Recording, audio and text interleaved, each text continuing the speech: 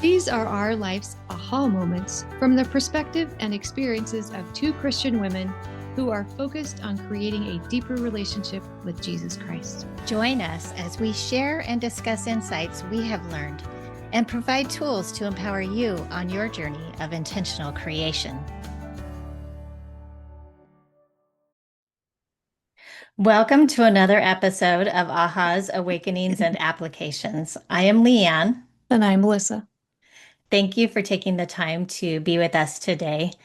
We are going to continue our discussion on cultivating meaning connections and specifically talking about the skill set that is required to create those meaningful connections. And this is based off of Brene Brown's book, Atlas of the Heart.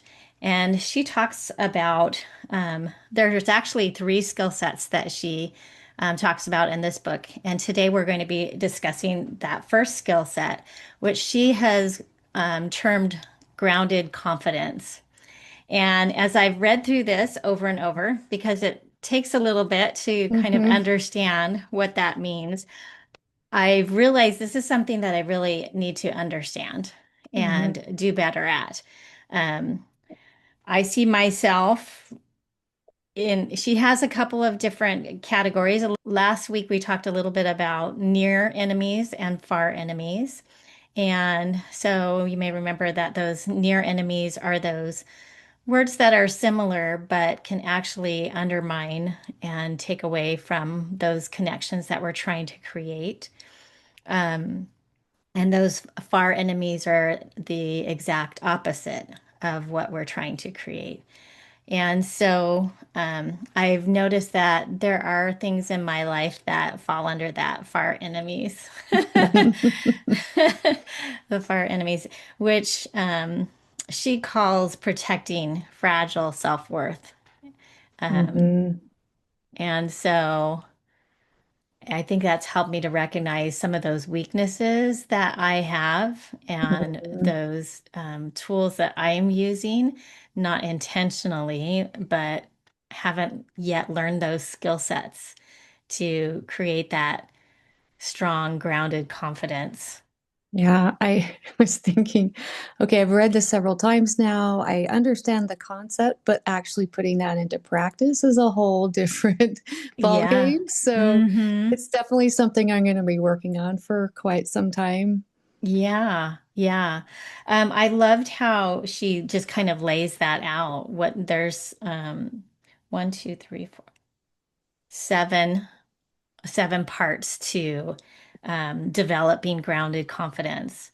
And then with each of those parts, she talks about the near enemies and the far enemies.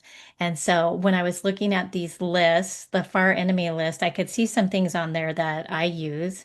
Hmm. Um, and I also found when I was studying this that she has written a book recently called Strong Ground Oh, that, really? and so that talks a little bit more about this grounded confidence. Mm. So that might be something that I would like to read in the future and look at. Yeah. And as I was looking at this, I couldn't help but think about how this relates to my life as a disciple of Christ. And that is Hmm. something that I want to look more closely at as well. And to see how those things all fit together in making those connections.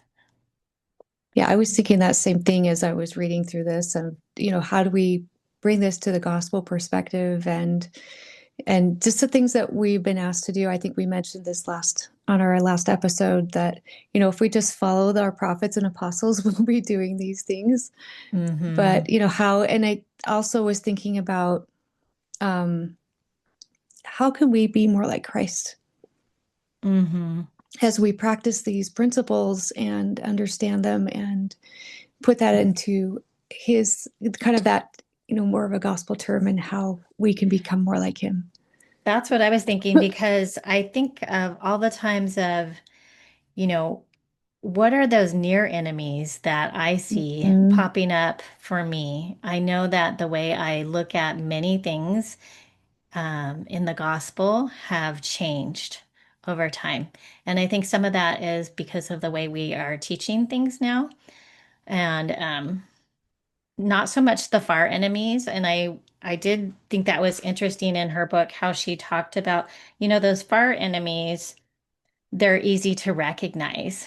Hmm. And so I just thought, yeah, those are the ones that we know, oh, we're definitely not going to just jump right in and do something that we know is wrong.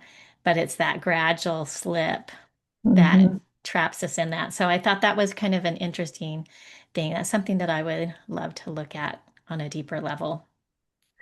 I thought it was interesting with the near enemy of grounded confidence is knowing and proving. Yes. And I was like, ooh. Since I love to learn and that's a big part of me and I love to share what I learn, but I think sometimes it comes across as I'm trying to prove a point or comes across as that ego kicks in and you try to think of, oh, I know all this stuff Hmm. and being more of just sharing the information instead of trying to prove a point. And I do think that is something that we see a lot nowadays where Hmm. people aren't very open to really learning. We just Hmm. kind of tend to feel like we already know what we're being taught and not really being open to something that might be different, which I Right. find takes a lot of awareness to be Yes. open Yes. and being like, oh, maybe this is something I don't really know or haven't heard before. And Yeah. maybe that point of view is just as important or even better Yeah. than my point of view. Yeah. I definitely think that these concepts are not normal and something that we definitely need to be focused on. And I think as I've been, have I read these sections several times now, I'm starting to see and catch myself, as Hmm. I'm being more aware and catching myself, oh, okay, I'm doing that again. And then as I catch myself, then I can be more conscious about um, making sure that I'm using these principles differently. Hmm. Yeah. And so let's just look through the first one. The first one is knowing and applying the language of human experience and emotion. And Mm, that I think that's so great because knowing how to express those emotions, to name them, and um, hmm. just knowing how to apply language, I think that is so interesting to me because that goes back to those near enemies where maybe, I used to think that empathy and sympathy were the same. And Brene Brown taught me differently, right? Hmm. As I've studied and learned that. And the next level of that is practicing courage. So, the near enemy is not owning our hurt, pain, and fear. It's saying everything is fine when Mm. it's not really fine. And that happens all the time. I'm so guilty of that one. Well, and And you the ask far people. enemy is choosing armor over courage, Hmm. or comfort over courage. And I just thought, oh, I can relate to both of those so well. Hmm. I think that's been years that I've been taking off that armor. Hmm. It's been a Just slow like peace. process Yeah. for me. Me too.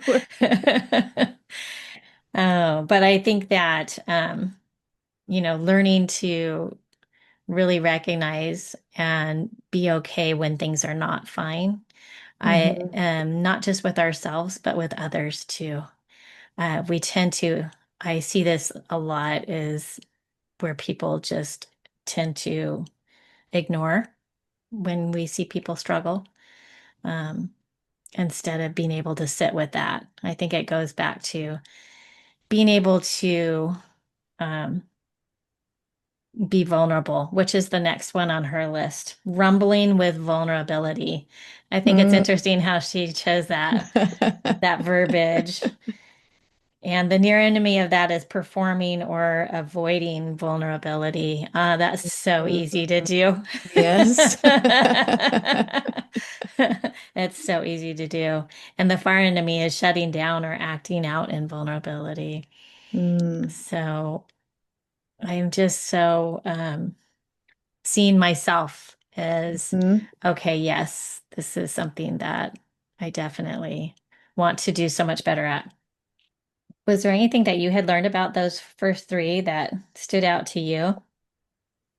like like we've been talking about, just seeing these things in myself and these near and far enemies of how I've used them over the years, because of our humanness, our how we've been taught and our society and how people deal with things.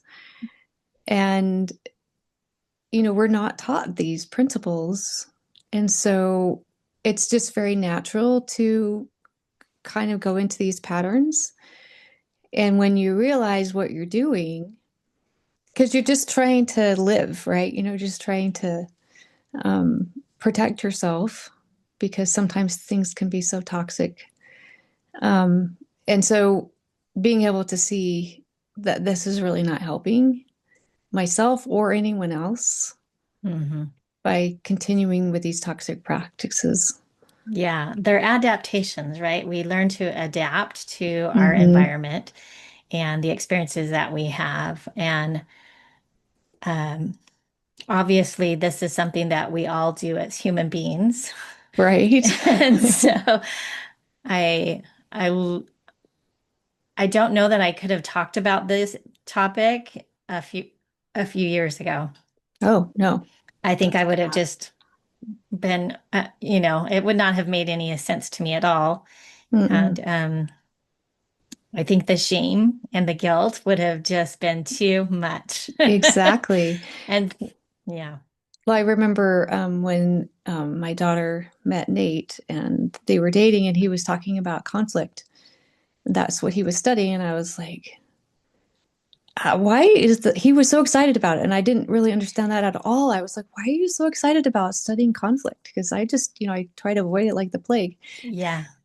But then he started teaching me about it. And I was like, ooh, I'm really, I want to learn more. But there were some concepts that he would bring up. And I was like, I don't think I'm ready for that one. And there's a Hmm. lot of things that he talked about then that I'm thinking, oh, I think I'm ready for those now. Mm. Yeah. But I've had to learn all these other things along the way in order to be ready for something different. Yeah, I think so. And I think that, we've talked about self-compassion so many times, Mm-hmm. but that is what always seems to come up for me is just to remember that self-compassion as I take a good, honest look at where I'm at. And it kind of hurts to say, oh, maybe I do have some fragile self-worth. Right? Mm-hmm. I'm like, okay, that's takes some vulnerability to be able Yeah, it to admit that does. to myself. But Mm-hmm. I definitely see that. And I definitely want to have more confidence that is grounded, that grounded confidence that she talks about. Well, some other levels of that is staying curious. And we've talked about having Mm-hmm. curiosity. And the near enemy of that, she says, is challenging and criticizing more than exploring and contributing. Mm, Wow. I see that so much just in definitely. people around me. Mm-hmm. Instead of getting curious and asking deeper questions to understand, not questions to provoke, but Right. questions to understand where people are coming from. And the far enemy of that is showing indifference, disinterest, and defensiveness. And I see Mm-hmm. some of that in the way Yeah. some things that come up, I'm just like, I'm very indifferent. Like I don't have a lot of, I don't really take an interest sometimes if it's too strong of a topic for me. I Yeah. will just be disinterested. Yeah. Or that defensive mechanism, we get on that defense because sometimes it'll hit a chord with you. Like someone says something and you're like, oh, that's something that you've dealt with in the past or something that is one of your weaknesses. And so you become really defensive. And Yes, yes. so it's not that you don't mean to, but that's your automatic reaction Yeah, it's is that that trigger. defensiveness. Yeah. So I think that's where it's going to be hard as I continue to practice this, to be aware of just they're not trying to diss you. They're not trying to make you angry. Hmm. Just something that they said just hit a chord with you. But as long as you can go back to that compassion and that vulnerability and just put yourself aside, say, okay, I'll look at that later. But this person isn't trying to, pick a fight here. They're just Right. explaining how they're feeling Right. and just going into that of being genuine and that caring and compassion with that person instead of getting on the defensive. Yeah. And when you're thinking about your connections, like some connections I have realized I'm comfortable with them not being super meaningful. And I don't Mm-hmm. mean that in a mean way, but I can keep that at a distance, right? And I think it's those things that are falling under that far enemy, Yeah. being disinterested or sometimes that's just easier rather than stepping into that pool with the person who may Mm-hmm. have a lot happening. Um, and I think that's a way of protecting and not being Yeah. vulnerable, right? I definitely feel that. There's been a lot of times where it's as though someone is going through something really hard. And I'm like, I am too. And I don't know if I can handle anyone else's stuff too. That's And so exactly I what think I that, say. a lot of that is we just don't think we can, add to our burden. Right. But I don't know, I'm kind of starting to see how that I can see that differently and how I can handle that differently. I always want to go in and make it all right, and solve their Yeah. problems. And that's not my job. And to realize that I can just listen. I don't have to give them any answers, or I can just sit there and listen. And we've talked about this before, but I think that's Hmm. kind of helping me see these differently, that I can listen to this person. I can just be a sounding board. I can, support them, just love them through the process. And I do think that is something that we get confused about as disciples Hmm. of Christ, where, we sometimes think that these things are our job to Right. I think, we're told to serve and we're to supposed to help serve. people Yeah. and, Uh, comfort people. Well, take on other people's burdens. But I don't think that's what it means. It doesn't mean we're supposed to solve all their problems and take care of take care of things. right. And I think that's just a tactic of the adversary. Maybe it's kind of like a near enemy where we Hmm. misunderstand. I don't know Yes. what the words would be, but I see these connections of that. And so the next level that she mentions is practicing humility. So when we Mhm. confuse like modesty and insecurity with humility, those are near enemies of what humility is. And then the Yeah. far enemy is hustling and hubris. Mm. And so um, I think we always talk about humility a lot at church. And Mhm. I think we have a pretty good idea of what humility is. I'm, But I think I've definitely I've thought of modesty as humility, but it's not the same. that's not the same. No. Mm-mm. But that goes then back into Christ, following his direction and his example. And he wasn't, that was not him at all. Right, right. And what I think about is, like where am I in my life Hmm. confusing things? Like what parts of the church and the gospel am I interpreting differently than maybe what it should be? And I think the church as a whole is even changing the way Yeah. things are being taught so that it does open us up to the truth of how Heavenly Father wants us to see that instead of the ways that have been taught in the past. So Hmm. I think that's really interesting. Yeah. The next level that she talks about is committing to mastery and practice. And I just think I want to be committed to practicing this and paying Hmm. attention to where am I misunderstanding? Where am I protecting my fragile self-worth? Right. And He not get said stuck in that shame. that it's the skill is, it's going to take commitment and learning and improving. So it's like this is committed effort. It's not like, oh, I'm just going to read this and I'm going to be better.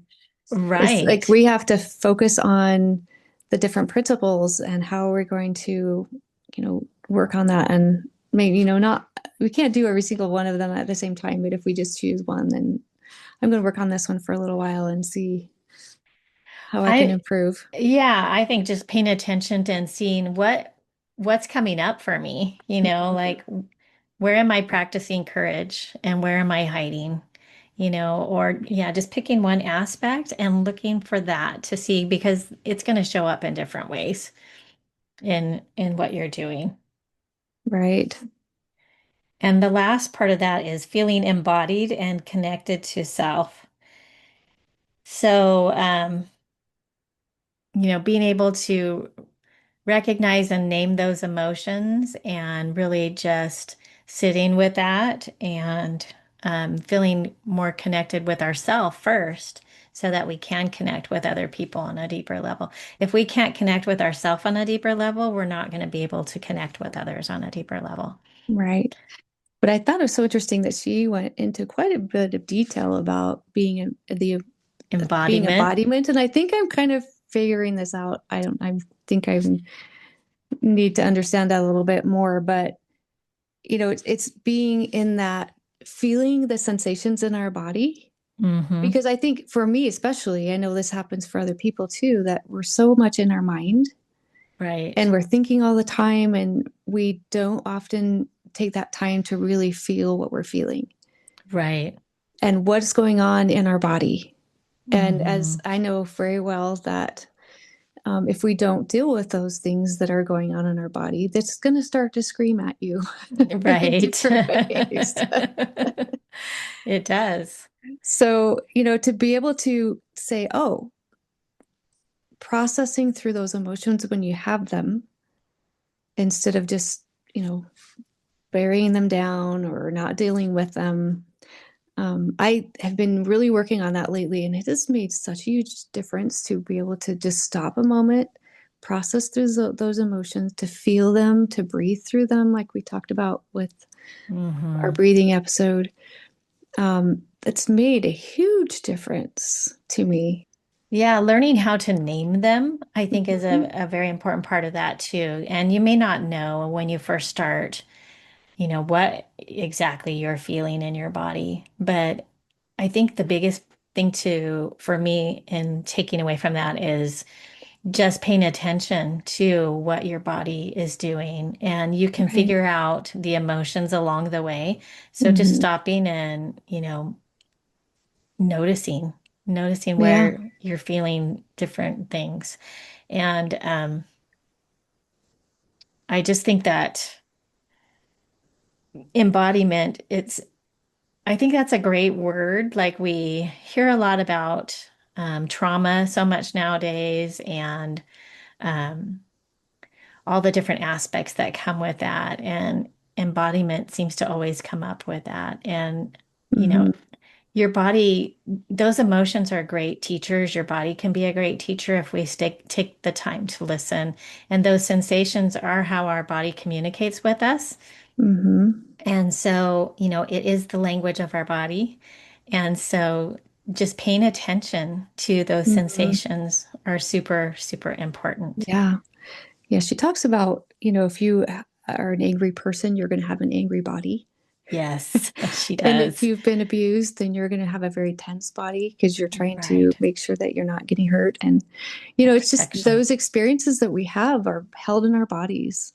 We carry them. Yeah, we do. And I think that's really interesting that, it takes, I think a lot of times we don't understand what we're feeling because we feel a lot of all the emotions at the same time.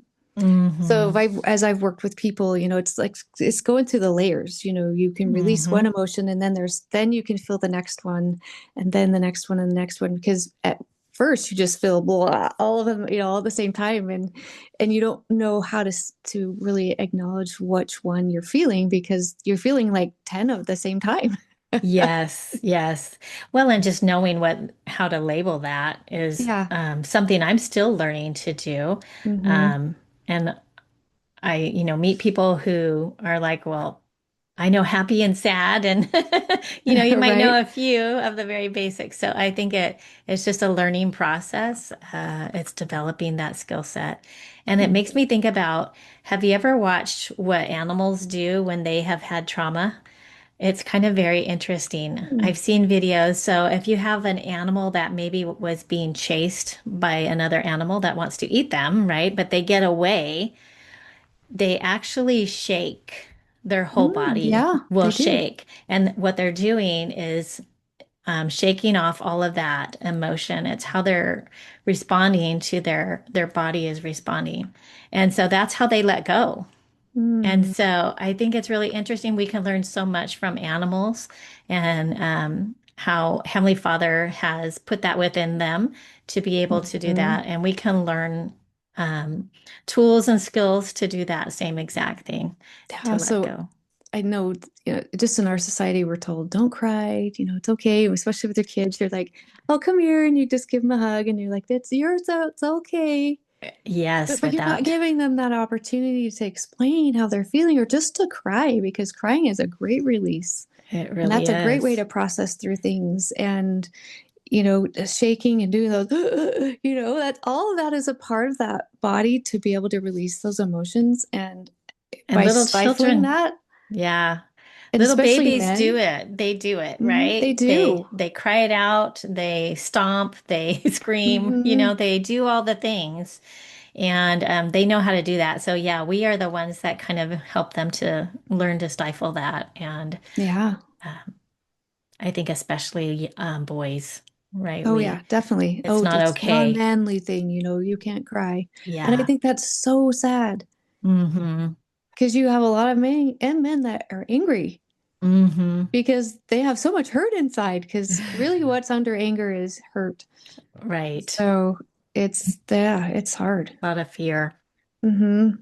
I love this quote by Vanderkolk. It's in her book. She says, "The mind needs to be re-educated to feel physical sensations, and the body needs to be helped to tolerate and enjoy the comforts of touch. Hmm. Individuals who lack emotional awareness are able, with practice, to connect their physical sensations to psychological events. Then they can slowly reconnect to themselves." Mm. So I love that idea that it's just really we're re-educating ourselves on how Hmm. to create these meaningful connections through skill sets. And Right. this is just the first skill set. She mentions three in her book. Um, but I think it's so worthwhile Yeah. to really take a deeper look and Hmm. see how you can practice this in your life. I think, I mean, I was just going to say there's a lot of essential oils that help you to get into your body as well. Hmm. You're interested in those. But I think I love how she says the habits that become embodied in us are the ones that we practice most often. And whether we are aware of them or not, we are always practicing something. When we are disembodied or disconnected from our own feelings and sensations, it is easy to become habituated to practices we don't believe in our value. So there's so many things that we do against our own values because it's just become a habit. Right. And I think that's where we get into that authenticity, Hmm. right? Being true to ourselves and Hmm. And being what I believe, honest. Yeah. right? Being honest with ourselves. And she says in the very next paragraph, we become what we do. Hmm. And Yes. a lot of times I think we recognize we need to change. Maybe we see that we're reacting in a very big way to something and we want to change and we don't know what to do or how to do it. And I think this is a really great way, a great place to Hmm. start, um, being able to act in a way that you want to be able to act and not kind of going against yourself in the Right, things that you're exactly. doing. So I know for myself, this is going to take some time to to work on these principles to be able to be Yes. better. Yeah, I have a long way to go, and I'm okay with that. Like, I Hmm. think the important part is just being aware and admitting, yes, that there's a lot of work to do, and that's Yeah. okay. That's okay. And I think also it's just being accepting others for where they are. Absolutely. Because we are not all in the same place at all. At Mm-mm. any given time of the day, we can be on two different ends of the spectrum. Uh-huh. And, that's okay.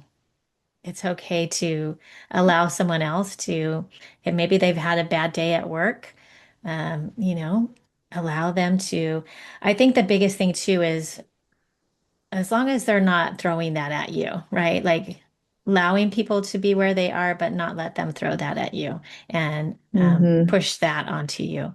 So I know that I've had times where I've had to tell, family members, you can be angry, but don't take that out on me. Like go and take care of that anger in the way that you need to do that, but Mm-hmm. don't project that at me because I don't. I don't need that and I don't want it. And I feel like that's okay to have that boundary because I'm still giving that person respect. You can still be angry. Um, but I would prefer that you go and take care of that in the way that you need to. Yeah. And so you can go somewhere else and do that, or I will go somewhere else while you do that. Right. Or take a drive, take a walk, scream into a Yeah, pillow, touch a right. Find that pillow, way that you find need out way that to, works. what that works for you. And I think it's important to express it, but not so much with someone else. Yeah, absolutely. As long as you're not reflecting that, I guess is my point. Like, Mm-hmm. because then you're just kind of bringing someone in to it with you in a way that's not healthy. So I think Yeah. just checking yourself and making sure you're doing that in a healthy way. Yeah. So we've talked about a lot of different concepts and a lot of different things. So I'm trying to figure out what can we do as an invitation.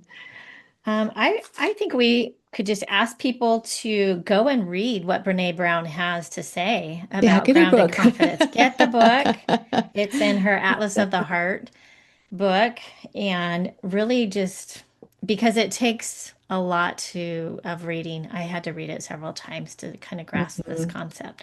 So I'm hoping that this makes some sense to people who are listening today. Hopefully, it's just it kind of whets your appetite. Like, I'm curious. I A want to know teaser, more, just yes, a little it's teaser. hopefully you'll want to learn more about what Yeah. grounded confidence really is. And so yeah, I would just encourage everyone to go and learn more about that and see where that can fit in and Hmm. in what you're doing. Yeah. Well, thank you. It's been a wonderful discussion, Yeah, Leah. thank you. Thank you, Thank you. Melissa. Join us for our next episode as we go over Brene Brown's concept of courage to walk alongside, as we discuss the importance of recognizing people's individual paths, choosing empathy over sympathy, and feeling connected with others on a global and spiritual scale. If you enjoyed this podcast, please follow or share with others so we are easier to find. Check out our show notes for each episode in your podcast app or YouTube, and join us on Instagram for more daily content at Awakenings Podcast.